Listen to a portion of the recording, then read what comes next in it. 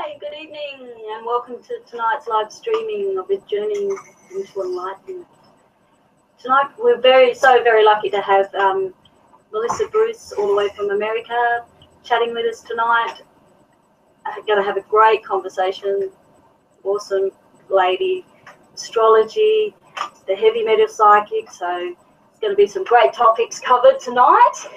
And then later on this evening, we're going to have Ty Walking Deer joining us for our chakra meditation at 8 o'clock this evening. So that's going to be fabulous. So allow yourself a space to really relax and get into that as well. And then next week we have another journey into Ayurveda with our good friend Donwan Tari. He'll be joining us again. And we had some really good conversations with him last week. And we're really excited looking into that next week as well. Yeah, but coming up, Melissa, love to say hello. Please welcome to tonight's streaming. Hi, thank you for having me. I appreciate being here. That's okay, and thank you very much too, because it is about 1:30, heading towards 2 o'clock in the morning in America, where Melissa is. So thank you very much.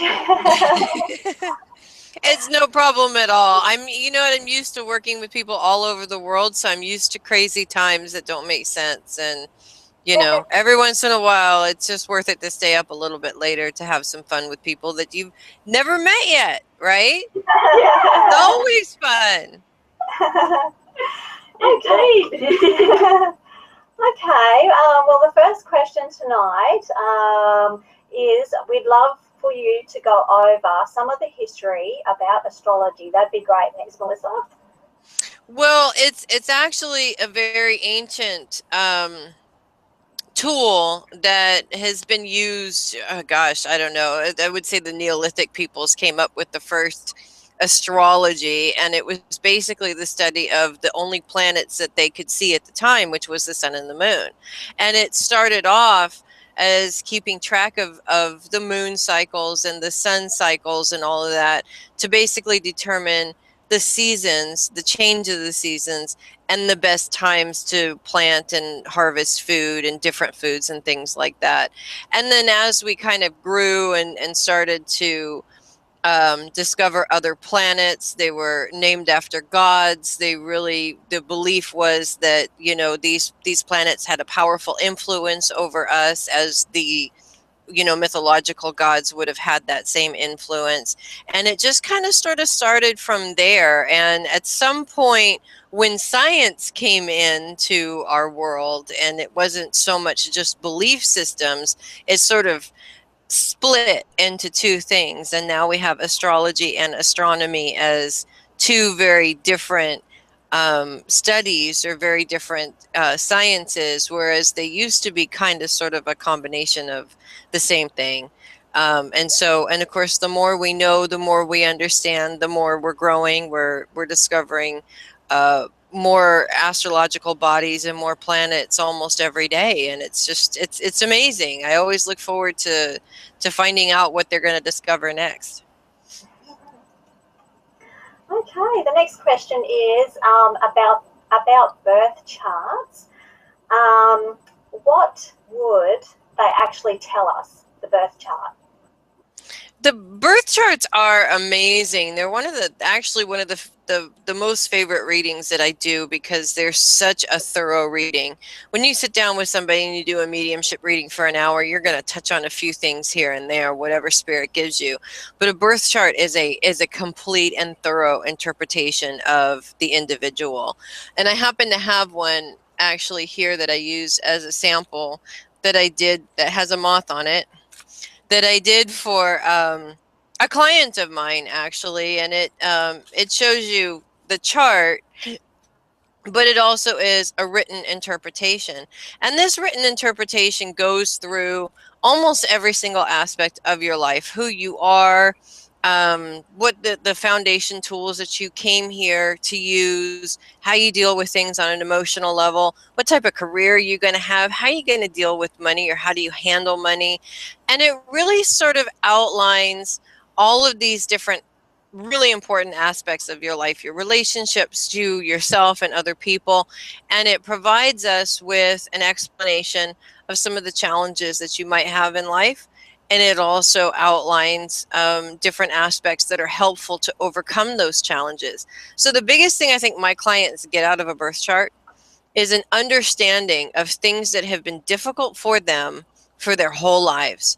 And being able to understand where that difficulty comes from gives them the opportunity to be able to overcome that challenge. Because that's what life is full of. You know, some things come easy to us and some things are a little bit more difficult.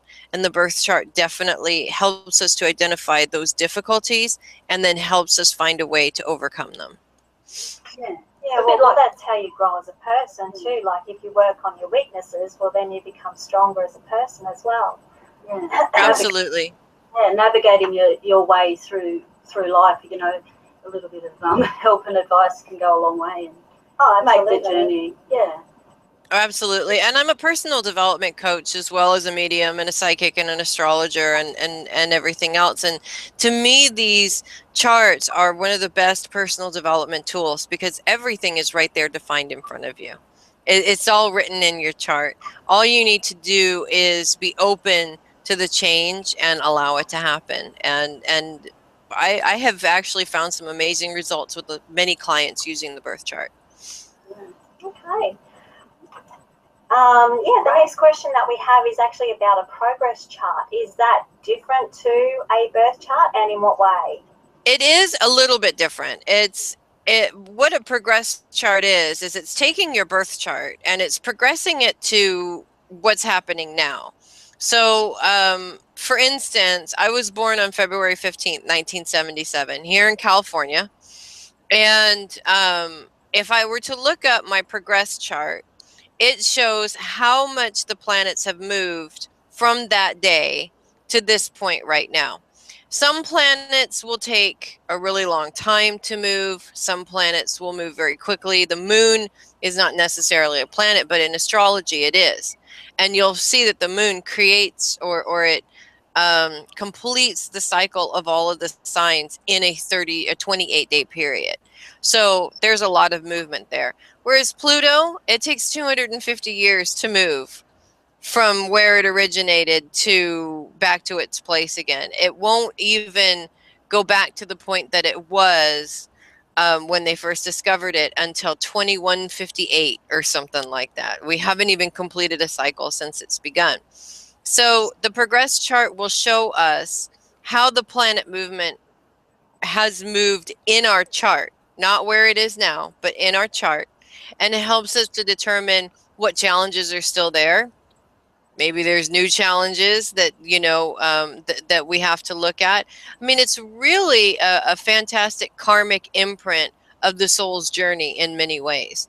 So the progress chart keeps us focused on progression rather than being stuck where we were when we were born, if that makes sense. Yeah. Okay. The next one is so what is so important about the moon cycle? As far as the moon cycle, its importance is it rules our emotions. So it rules how we're going to deal with things on an emotional level. Now, when the moon, of course, goes through its cycle, starting from new and going into quarter and then full and then back into quarter again, we're going to feel the intensity of emotions on different levels.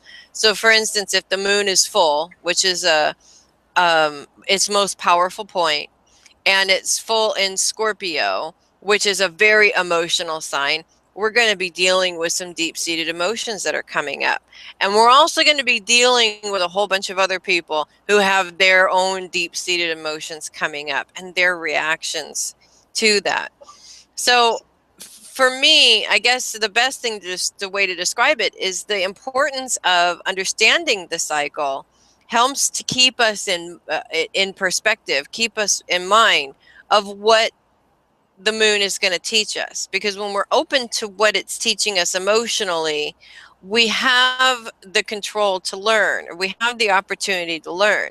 Whereas if we don't pay attention to it and we don't know what's going on, We're just living and breathing and reacting to everything that's going on to us. And it might be a little emotionally difficult.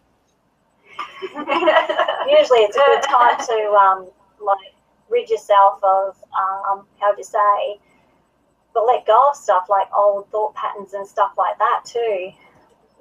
It's definitely good for that also. I know a lot of people use the moon cycle for goal setting. I used to do a goal setting and manifestation class around using the new moon and the full moon energies, and specifically what signs they were in that month and things like that. And it's a good way of keeping you on track also. But it's important to really use the moon's cycle for its purpose, its ultimate purpose. You start at the new moon and you get to the peak of what you're starting during the full moon. By the time you get to another new moon, you're starting a new process over again. It keeps you on track, but it also helps keep you focused, because as human beings, our emotions get in the way. We get distracted. We get distracted from what it is that we're focused on, and it takes us away. So understanding what the moon cycle is teaching you definitely takes us out of that emotional roller coaster part of it. Yeah, and the sun and the sun sign. Then, can you explain how like the sun would influence us? The sun influences us, not quite as much, but the sun is what rules our logic. So where the moon is emotion, sun is logic based. So as the sun is moving from sign to sign, and this one, of course, is the one that we know the most, because, you know, it about every 28 days it moves into a different sign. We're going to see how our logic will change as it goes from sign to sign. So right now it's in Leo. It could be a very self-centered logic. Whatever I do, it's because this is what I need, because that's what Leo's influence is. I'm not saying that every Leo is egotistical, although I have met a few that are rather egotistical. But the influence of Leo is, this is my thoughts about this situation, and this is what's going to resonate with me the most. When we get to Virgo, we're talking about more scattered thoughts, more worrying thoughts, more nitpicking thoughts type of a thing. So it's definitely ruling how we think about things and not so much how we feel about things. Okay, another question is, what is a rising sign and what is a descending sign? The rising sign and the ascending sign are the same thing. It's actually the placement of the first house in the chart. And this is where the birth time comes in, because the more accurate the birth time, the more accurate the chart. Your rising sign, and a lot of people will say, my sun sign is who I am. And that's actually not true. It is the foundation for who you are, but it's not necessarily what people see. Your rising sign is the face that you show to the world.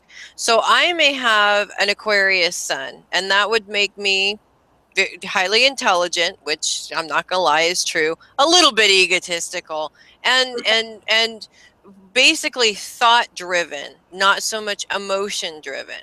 Whereas my rising is Cancer. Now, that's completely different from my sun sign. Cancers are maternal. They're very emotional. They can get hurt very easily. And so this is actually what people see of me, and not so much my Aquarian sun. The Aquarian sun comes in to help me deal with different circumstances and different things that I have to deal with in life. But my rising sign is what I choose to show the world. So people will see more of a maternal person, more of a deep feeler, and less of the intellect. Okay. Interesting. Okay, how do you determine what your sun sign actually is? That one's the easiest one, because anybody can determine it at any given time without a birth chart. Any other planets, you need to run a chart in order to find out where they're at. But the sun sign, the sun goes from sign to sign in the same cycle every single year. And it starts and ends in every sign at the same time on the same day. So it depends on what day you're born. If you're born at the beginning of Aries, or I'm sorry, the beginning of March, then you're born in the middle of the sign of Aries, because it starts and ends around the 20th, 21st of the month, not necessarily the beginning of the month. So it's very easy to look it up. All you have to do is go online and type in astrology or horoscopes or whatever. And most of the time they have the dates of the signs written on the horoscope. I also do horoscopes on YouTube, and mine are written in there also. And I had actually left that out, but my husband said, no, there's people like me who don't know. They need the date in order to know. So it's very easy to find out what your sun sign is if you don't know it. Okay. Can you actually use the birth charts, like, to compare with, say, a partner or even like a mother or a father, just to make relationships better? You definitely can. In fact, I'm working on 2 charts right now for a married couple, who got married last year, and doing a chart comparison for them. What chart comparisons do is they show and they outline the strengths and weaknesses of the relationship. So it gives us clues as to how the relationship is going to work, and things about the relationship that aren't going to work. And thus we get from that a basis of how to work with that particular energy. And there's oftentimes people who are out there and they say that this sign doesn't work with this sign, and this sign's the most compatible with this sign. That's true to a point, but it does not mean that just because those 2 sun signs may not be famous for getting along, that the rest of the chart doesn't say otherwise. So when you have a comparison of 2 charts done, you're really giving yourself the opportunity to understand the relationship in as many details as possible in order to work on a healthy relationship. Yeah. Okay, different modes and how the seasons, so your seasons are spring, autumn, fall, and winter, fall into this. They do, actually. And if you've ever heard, it was a few years ago, as a matter of fact, they said that they found a new constellation, a 13th constellation, and therefore there was going to be a 13th sign in the zodiac. And this is why it didn't work, and this is why it's not going to work. Because the cardinal signs, which is one of the modes, they begin each season. Now, of course, it's going to be flip-flopped for us, so we've got to look at it in terms of opposites. But here in the northern hemisphere, the first day of Aries, which is the first of the cardinal signs, begins on the first day of spring, which for you guys would be autumn. And then the next cardinal sign is Cancer, which starts the first day of summer for us and the first day of winter for you guys.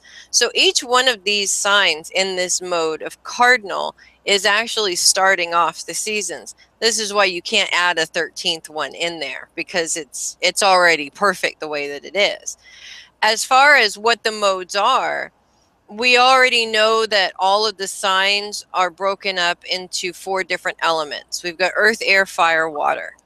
And our fire signs are very energetic, and our air signs are very intellectually driven.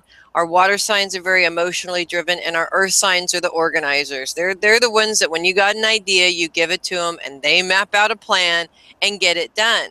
But each of these elements has a different mode. There's 3 signs to each element and 3 different modes. You have your fixed signs, which are known for being kind of stubborn, not wanting to, to move or be told what to do. They don't like change. They dislike change very much.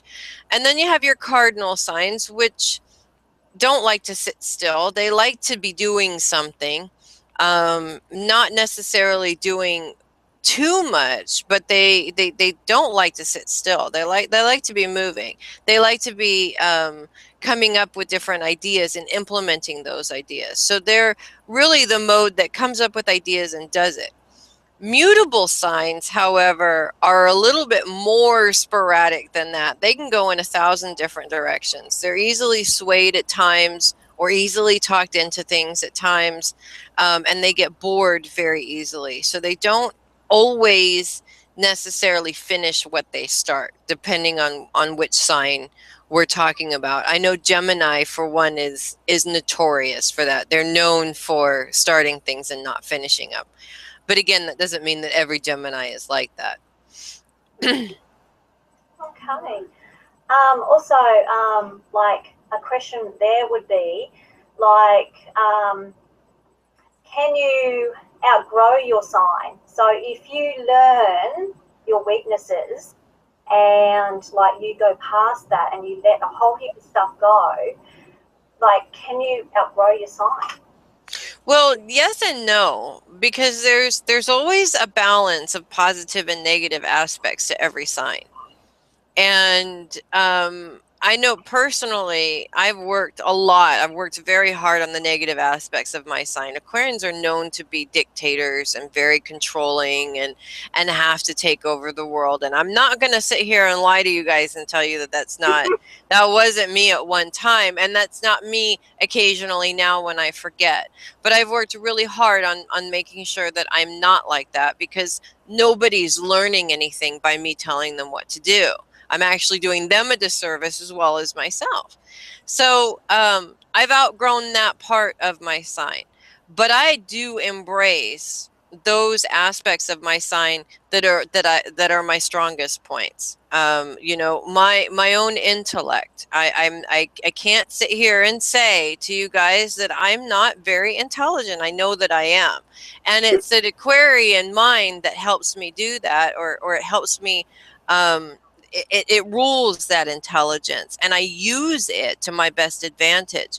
So you can, yes, you can outgrow it, but at the same time, I would more look at it as you're learning from the difficult aspects of your sign and embracing the positives and using those aspects of your sign to its best advantage. Yes, okay. Your identity and as such. Yes, yes. Okay, another question. Saturn return. What actually happens about a Saturn return in the chart? We hear about it a lot. Yes, yes, you do. Any Sagittarian is going through a Saturn return right now, as a matter of fact. Well, that explains it. A really unusual day today. I'm a Sagittarian too. Wow. Well, no wonder that question had to be asked then. Yeah. Yeah, Saturn return is very interesting, actually. It's one of the few planets where they really talk about, you know, what happens when it returns to your sign. Saturn will take about 25 to 30 years to complete the cycle. And so therefore about every 25 to 30 years, Saturn returns to your sign. So in which case it's in Sagittarius now, so it would be affecting Sagittarians. And you'll notice this every 25 to 30 years. So between 25 and 30, between 50 and 60, and so on and so forth. And what happens during a Saturn return is major change. These are the times in your life where everything changes completely, whether it be good, bad, or indifferent. You're going to find about a 5-year span of things changing completely from what they were. It can be very difficult for people as they're going through their Saturn return, because sometimes it's hard to keep up with the changes that are happening. But at the same time, it's also very useful because it sort of projects us out of that comfort zone, and it really makes us grow to the next step, or take that next step to get to that next level. Yeah. That's right, and if we can utilize those aspects to help us. Absolutely, yeah. Yeah. Need all the help we can get at times. Mm-hmm. It's true. Everybody goes on and on about the Mercury retrograde, and I can't tell you how many times I've heard people talk about how they're going back to bed. They're not leaving that bed for 3 weeks, maybe even 4, just to be on the safe side. Oh my God. But you know, if you understood what Mercury retrograde was trying to teach you, it would be a lot easier for you to navigate through that 3 or 4 weeks when Mercury is retrograde than it is just dealing with the fact that communication breakdown happens. Machinery breakdowns happen. I lost a whole file during a Mercury retrograde when my computer crashed last year, and I cried because it was everything I had done up until that point. But you know what? It was all horoscopes that nobody cared about anymore.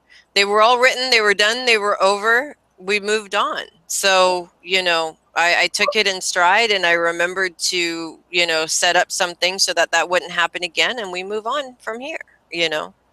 Why do they call it horoscopes, just out of curiosity? That I have no idea. I can't answer that question. Like Although I have heard of it referred to as horoscopes, and I have been told that it would be funny to write some horoscopes. You know, just you know, every sign is you're going to have a crap day or a crap week or something like that because of this and that. And I'm like, that might be funny, but then again, there's too many people that would take it seriously, and I don't want to be responsible for that. So No, our own lives kind of sum it up anyway at times, you know. Look at the state of the planet. So yeah, how is the planet Earth and that going in all this that's happening right now? well, as far as what's the Earth doing is, you know, in terms of what everything's going on right now. I mean, it's been going on all this time. It doesn't really affect the Earth per se. Although there are times when there's certain activities or certain planet activities, like activity with the sun, for example, that would affect us in some way. And in some cases, the magnetic poles from, you know, the sun and the moon might cause us to have, you know, erratic weather and, you know, earthquakes and things like that. I do know that we've had a lot of earthquakes, like this major influx of earthquakes happening all over the world in the last couple of years. Yeah. And so I do often wonder how much the universe and the planets have to do with that. But as far as putting the connection together, I honestly couldn't tell you. Yeah. Okay. Yeah. Yeah, another one is the sun, the moon, the ascendant rising, how they work together to make up an individual. Yeah, those are the three main aspects of the chart, is the sun, moon, and ascendant, the three most important ones. And how they're the three main parts of the individual: your foundation, your emotions, and the face that you project to the world. So basically, if you're to meet any particular individual, and as an astrologer, I do this. Not that I can go up to people and say, "Hey, what's your sun, moon, and rising sign?" You know, most people don't know. I mean, some people do, but most people don't. But being able to understand how these three things play into an individual gives us a basis for understanding that person. So if I come to a person with an Aquarius sun and a Cancer rising and a Capricorn moon, it tells me that this person is can be very sensitive, but is very intelligent, and definitely doesn't show their emotions very well because it's a Capricorn trait. So when you understand somebody, especially on an emotional level, it gives you the upper hand because you know how to communicate with that person. You know how to talk to that person. Obviously, if somebody is unwilling to share how they feel, the last thing you want to do is try and drag it out of them. I don't think that's going to be very successful to you. Whereas if you're dealing with somebody who's overly emotional, the last thing you want to do is say, "Oh, for crying out loud, stop whining like a baby." That's only going to make it worse. So being able to understand these aspects of the person, these three things sort of make up the basis of what you see in that person. And then everything else in the chart sort of kind of takes up the rest of the aspects of this person's life. Okay. Yeah, what happens when the moon is full on your moon sign and the difference when it is on your sun sign? There is a very clear difference, actually. First of all, when the moon is full in your sun sign, you're going to feel the intensity of that emotion more than any of the other signs. I always don't look forward to a full moon in Aquarius, which is coming, by the way, next month. So I have to bite the bullet and deal with it. We all have to deal with it at least once a year. You guys are cool. It already happened last month, so it's over with and done. But it can definitely create some emotional situations for you. When it's full in your moon sign, it can do the same thing in many ways.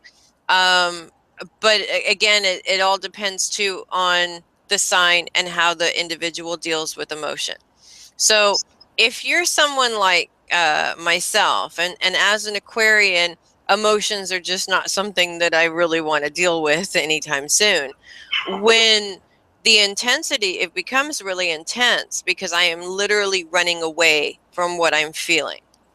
And the moon's influence comes in to say, you know what, we're going to make this feeling so intense that you can run as far as you want to, but you're not getting away from it. You have to face it. Yeah. And I've been in this situation before, and of course your best bet is to just deal with it and move on. But a lot of times, of course, it becomes more intense because it's trying to get our attention. So as long as we're paying attention and working through the motions, it's a little bit easier than if you try to avoid it. Oh yeah, absolutely. You might as well face the music, I reckon.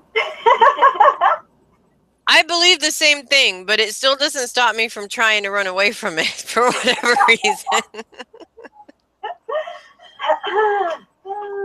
Okay, was there anything else in particular that you'd really like to talk about in regards to astrology, Melissa?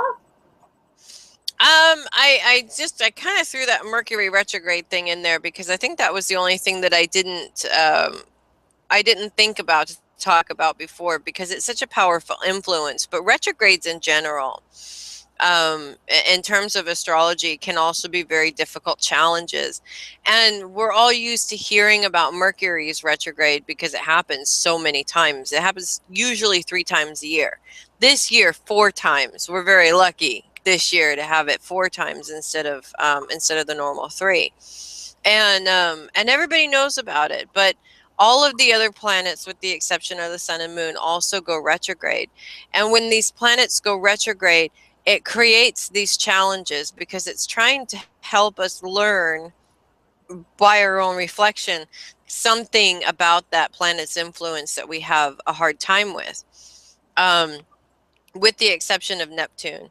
Neptune's retrograde at the moment, and Neptune retrogrades have a tendency to really open up people on a psychic and empath level. So the gifts that you have, or the abilities that you have, seem to heighten at that time.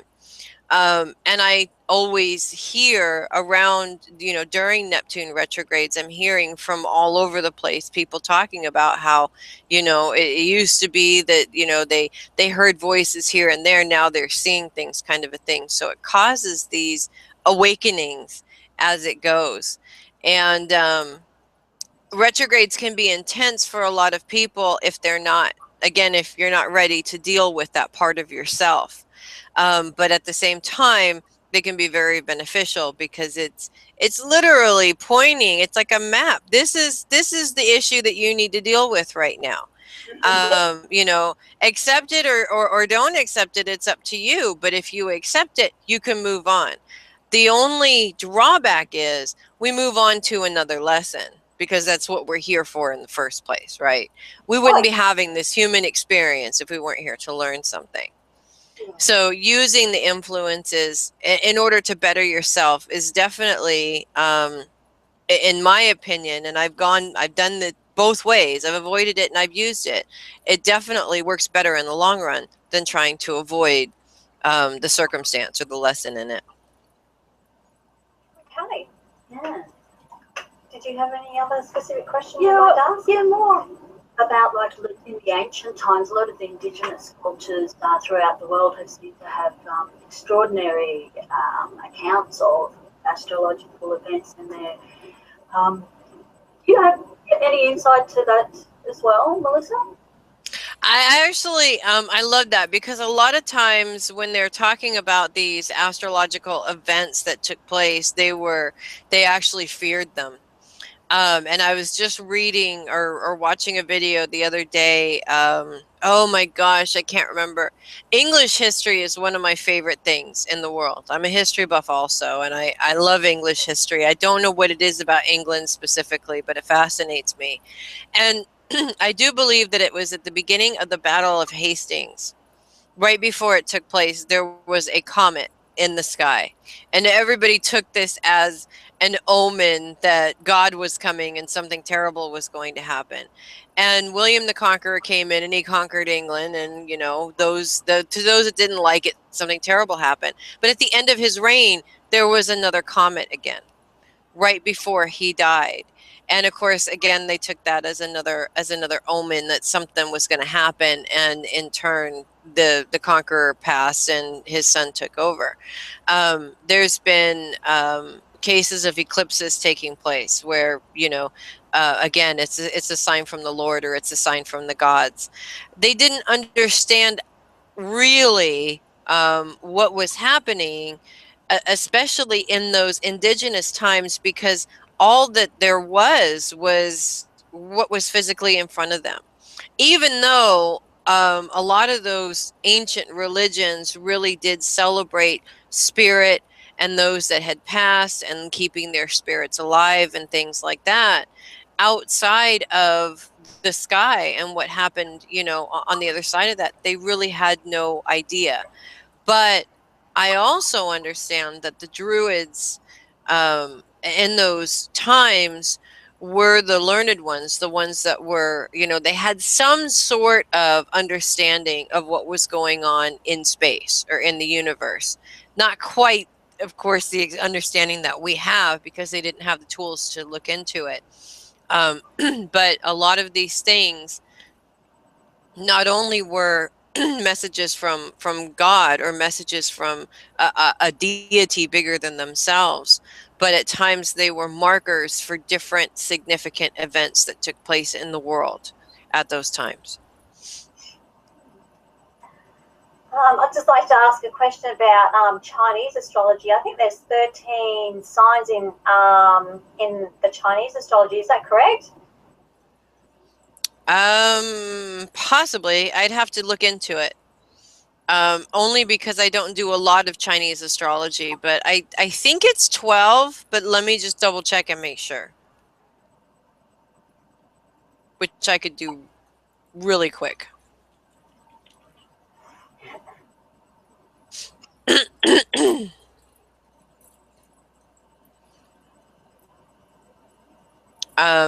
But yeah, they are represented by animals.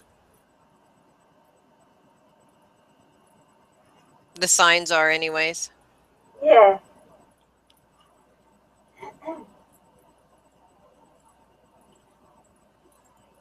And you're also sharing with us earlier about some of your gifts as a psychic. Yes, pardon me. I am a psychic medium, so I do connect with spirit. Actually, when I sit down and do a birth chart, I use all of my gifts. The chart is a tool. But the mediumship, psychic, and empath abilities are really what goes into the chart. It's what gives me the opportunity to be able to really be that person while I'm doing the chart. And being that person helps me to really understand the individual and the individual's internal workings. It's kind of a scary thing when you think about it, because ultimately, the way that it seems like I'm privy to information that most people don't want known. And this is probably one of the reasons why a lot of people are afraid of psychics, because they automatically assume that you're going to take one look at them and know everything that they've ever done that was bad.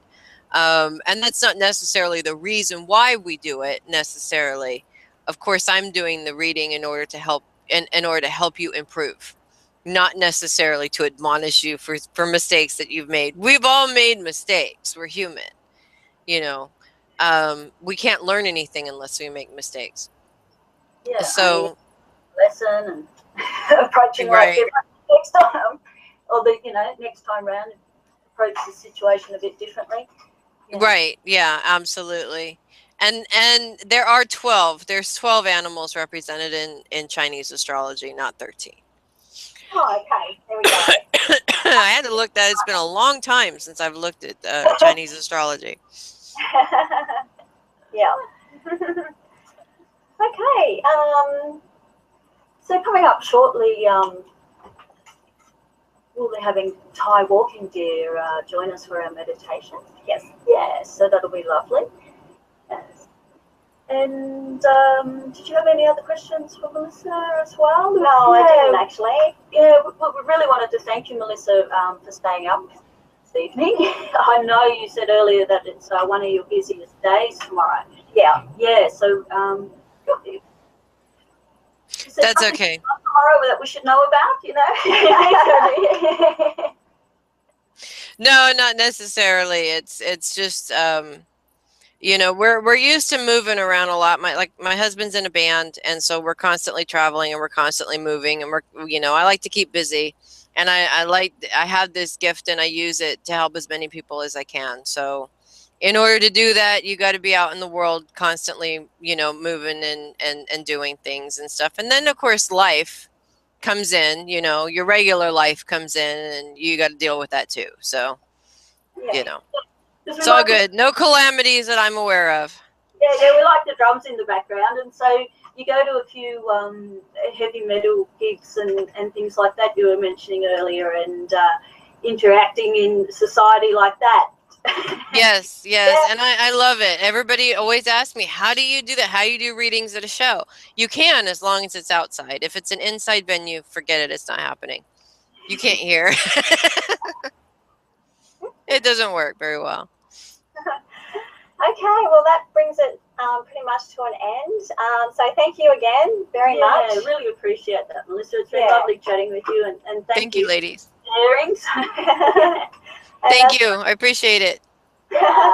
And so, just before we go though, where would people be able to come and find you, Melissa? You can find me on my website at heavymetalpsychic.com, or you can find me on Facebook. I have a Facebook page under the Heavy Metal Psychic. Just type in Heavy Metal Psychic and it's there. And also, you'll find on my page and my website, I do a radio show every Friday night called the Heavy Metal Psychic. And it's at 7 p.m. Eastern time. I can't remember for the life of me what time that is in your guys' time, I'm afraid. But I will be doing the horoscopes for August on the show this Friday, or I guess it would be Saturday for you guys. Oh, great. Yeah. So everybody can be able to hook up with you, like you said, through Facebook. And thank you so much once again for joining us, Melissa. Thank you, ladies. It was lovely meeting you both. Great.